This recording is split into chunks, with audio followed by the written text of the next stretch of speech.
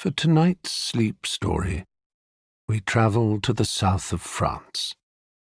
I'm Stephen Fry, and I'll be your guide as we meander lazily through the lavender fields and sleepy villages of Provence. The story was written by Phoebe Smith and is called Blue Gold. You'll smell it before you even see it. That unmistakable aroma that fills your nose and seeps into your senses, instantly mellowing into a smooth and soothing scent. You breathe deeply, inhaling and exhaling this floral cloud, and as you do, something unexplained washes over you. Slowly at first, you feel your body begin to release its pent-up tension. Your breath becomes deeper, deliberate, calm. Inexplicably, those deep lines in your furrowed brow, one by one, unfurl as you slowly and gently begin to relax. The scent is lavender. Here, in the southeastern corner of France, between the foothills of Mont Ventoux and the village of Sceaux, you are in deepest Provence, home to perhaps the most famous lavender fields in the entire world. And every year, between mid-June and early August, the green fields burst into a vivid color as the plants come into full bloom.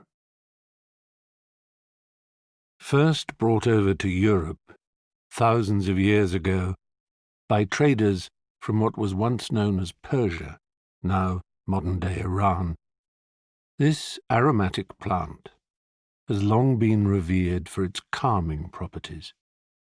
It can be found worldwide, of course, from the stone-strewn mountains of the Mediterranean, Spain, and Portugal, to the quaint gardens of Britain, the Pacific states of the USA, the lower reaches of South Africa, and Australia's state of Victoria.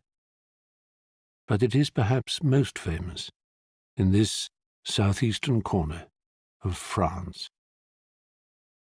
It was classed as a precious plant by the ancient Greeks, and Romans used to extract its essential oil when bathing. Its name actually comes from the Latin word lavare, which means to wash.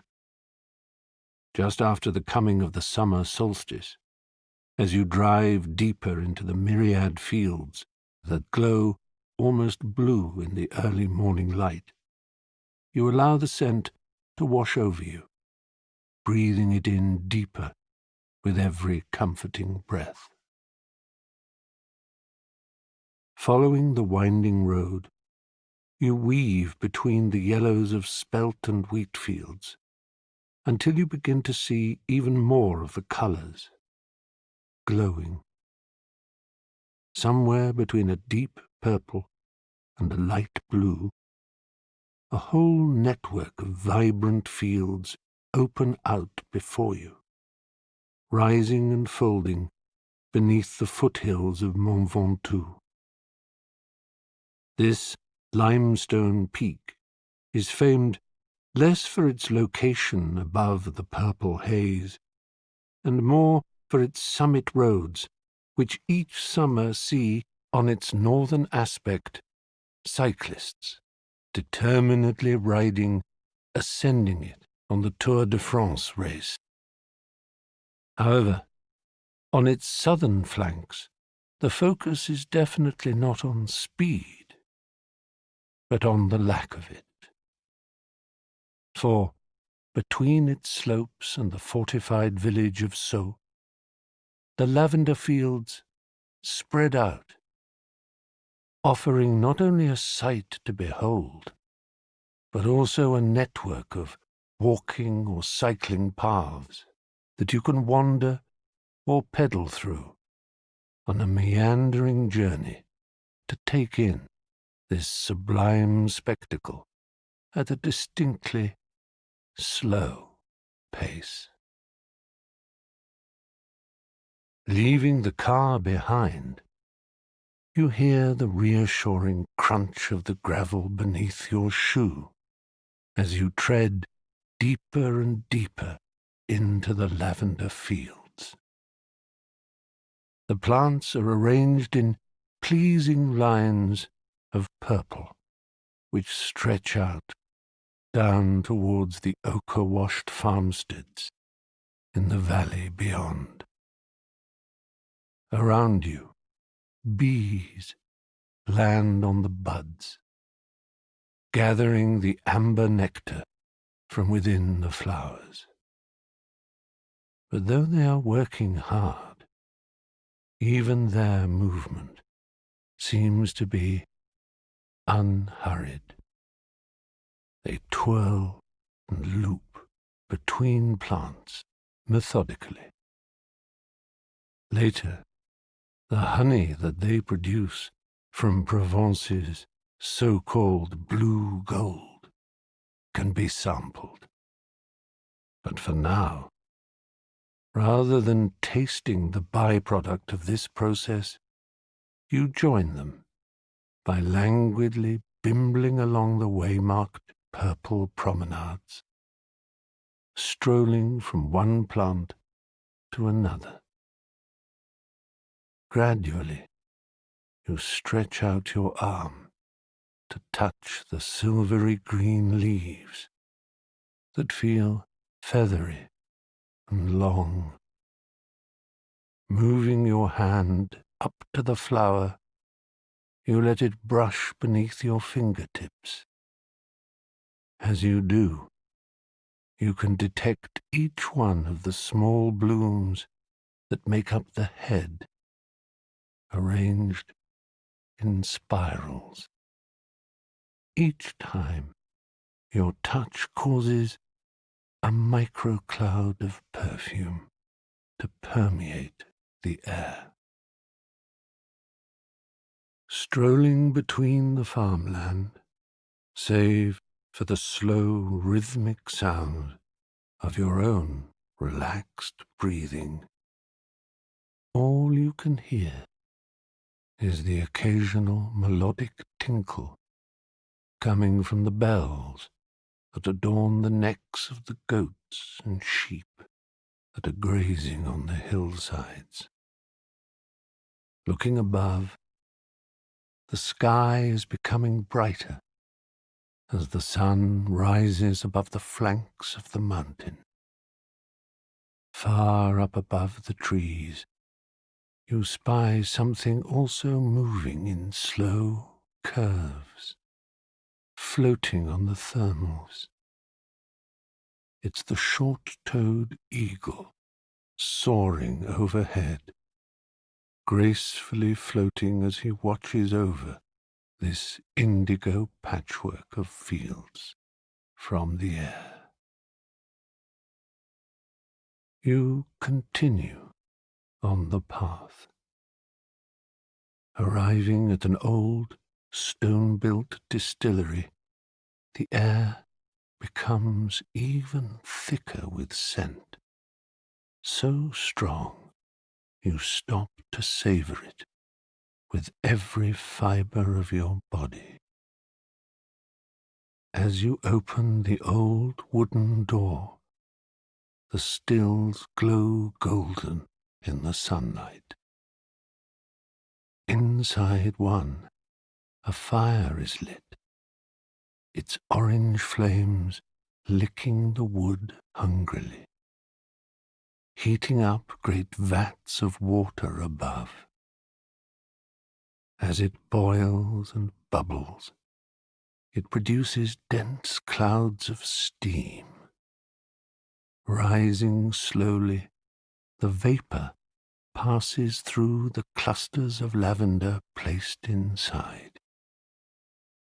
As the flowers heat up, they begin to release their molecules from their petals into the mist. This is carried up, lighter than air, into the condenser, where as it floats through a coil, it's cooled by water, causing it to turn back into a liquid now rich in lavender oil. Patience is the name of the game, as, over time, the oil naturally rises, separating from the water until it's ready to be collected. When the time comes and the lid of the still is removed, the workshop fills once more with the sweet-smelling aroma of over 1,000 flowers. Visiting at peak season, you can see local lavender farmers come from miles around, bringing their plants to be distilled in such a way. The oil is famed for its use in aromatherapy, said to elicit calm in even the most stressed soul. Its delicious and distinct scent not only soothes the senses, but also has a sedative effect, aiding sleep to come naturally. And there's a distinctly sleepy feel over at another famous Provence site to the southwest. Set on the edge of the Vaucluse Mountains, along the Luberon Valley, high on a promontory, is the hilltop town of Gordes. Nestled within is a place called Notre-Dame de Sénanque, or Sénanque Abbey. This grey-stoned building, replete with its rounded turret and pyramidal spire, was founded in 1148. Though lived in by different groups over the years, nowadays its ecclesiastical residents are a group of Cistercian monks, and much like many residents in the region, they also grow their own fields of lavender.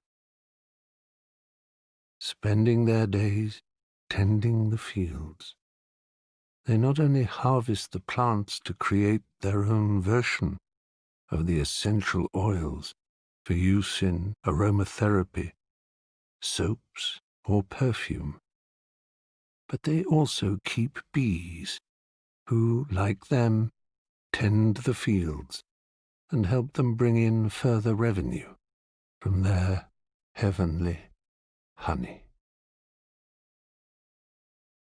So slow is the pace of life at Sénanque that some guests opt to stay on, undertaking a spiritual retreat amid the monks.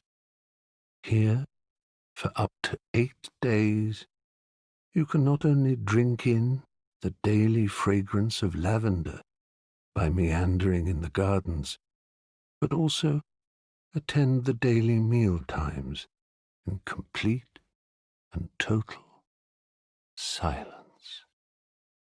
Join one of the services in the inner church, or spend your time meditating on your own mission to find your inner calm. But for many, simply strolling the fields can in themselves offer a kind of spiritual as well as physical journey. And, as anyone knows, all journeys have a tendency to work up an appetite. Luckily, in Provence, even culinary treats are influenced by the purple fields that surround them. Inside the local shops, you find bunches of the flowers tied ready to be taken home and hung up in the kitchen, offering a much-needed portable portion of the sweet, nourishing scent.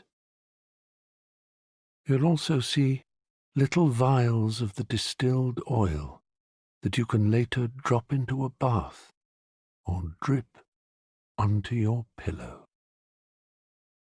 But look a little closer, and you'll also spy lavender-infused food. From breads to tea, salad dressing to ice cream, there are so many delectable creations to sample, each offering some inner calm to your belly. Part of the mint family, the flowers offer a floral, herbal addition to a dish. After walking the chemin de lavande, lavender path, try a sorbet to feel the explosion of a sweet yet bitter taste on your tongue. Or take your time to infuse some dried petals in hot water and drink in its earthy tones slowly in the late afternoon, while readying for the spectacular sight of the flowers in early evening. As the sun sets, the mottled pinkish-purple tones begin to paint the landscape into a work of art, rivaling any famous painting by one of the many artists, Cézanne, Picasso, Van Gogh, Monet, who so loved the region. They are not alone in their affection for it. Every year, on August the 15th, a celebration comes to Sceaux, bringing visitors from far and wide to commemorate the end of the season's harvest. For 30 years it's taken place, and for that one single day and into the evening, this quiet and tranquil hamlet comes alive in festivities. Traditional costumes are worn, while the sounds of age-old folk tunes are sung in the valley, their tuneful ditties reverberating through the remaining wild dashes of lavender, while people dance and raise a glass to the successful yield in this Le Pays Bleu, the blue country. As the music carries on, market stalls are set up by local producers who have come to sell their wares, from pottery to sacks of dried flowers, potpourri, handmade cosmetics and soaps, and of course, freshly distilled lavender made from that same year. A market like this has been held on Wednesdays since the year 1515. And tradition continues with the annual highlight, the competition, where local harvesters take to a field to cut the last of the lavender plants in the traditional way, with a plough or sickle. As they take to the flowers, the air seems to turn a deep cerulean. The sound of the sickle cutting in rhythm, backwards and forwards, swishing and swaying, almost in time with the breeze. It's a mesmerizing show. As the last of the flowers are gathered, the end of the season is upon this little Provence enclave. The fields will be ploughed and readied to begin the cycle once more, preparing the limestone-rich soils for the next year's growth. For now, the fields will lie dormant, regaining energy under the autumnal sunlight, replenishing nutrients with the onset of the fall rain. For a while, all will be still, and the countryside, whose palette has for a few short weeks been a show-stopping shade of purple and blue, now returns to the earthy brown and green hues of a landscape lying in anticipation of what's to come. As you stand at the edge of one such field, you can see it as it once was, locked in your memory, as though a perfectly composed photograph.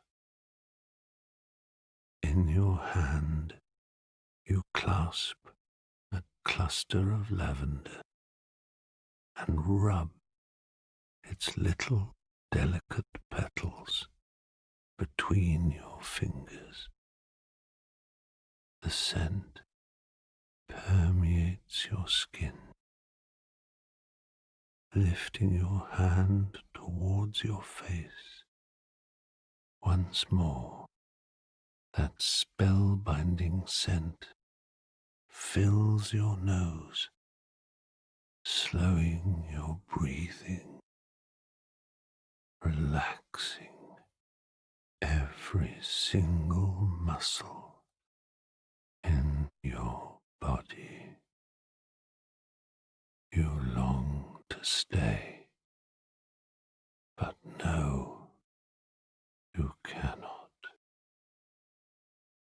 But no matter, for from now on, every time you smell the reassuring scent of France's blue gold, you will be instantly transported back to this site, back to sunset, where the fields truly do glow in an almost impossibly deep tone of purple haze. In these, the rolling foothills of ever peaceful Provence.